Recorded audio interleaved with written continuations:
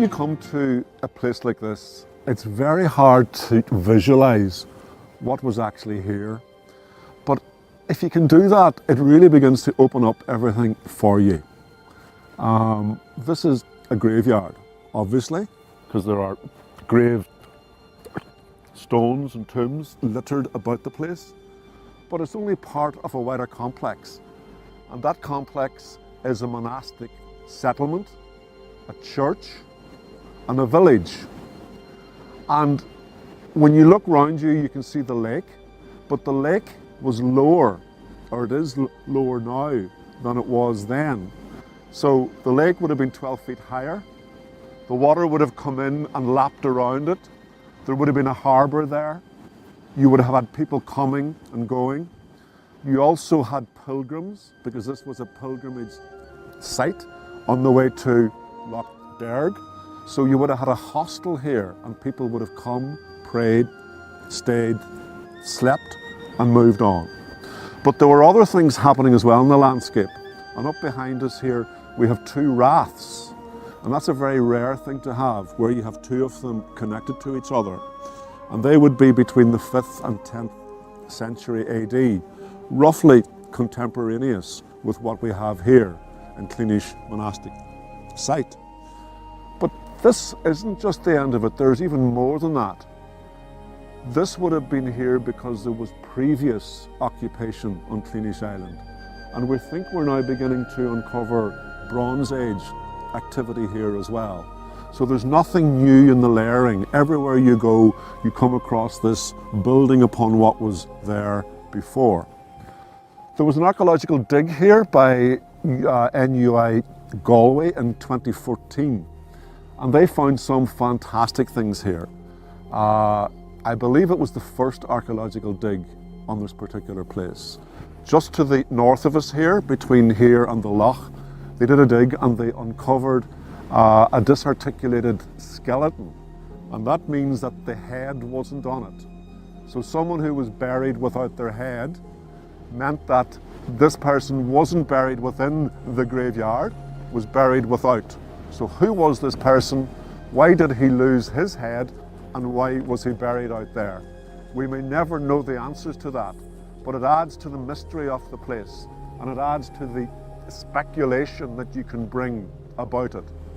As part of the archaeological dig, they also did a geophys survey of the wider area, and it revealed a huge, extensive piece of development in the area.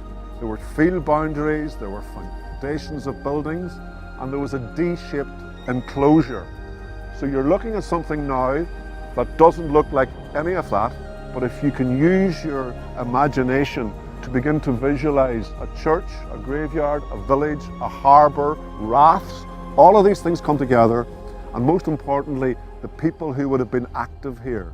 The monks praying, the people working in the fields, people at industry, and pilgrims coming up and down the Lough on their way to and from Lough, and of course all of the other pilgrimage churches and sites that we have littered up and down Lough Erne.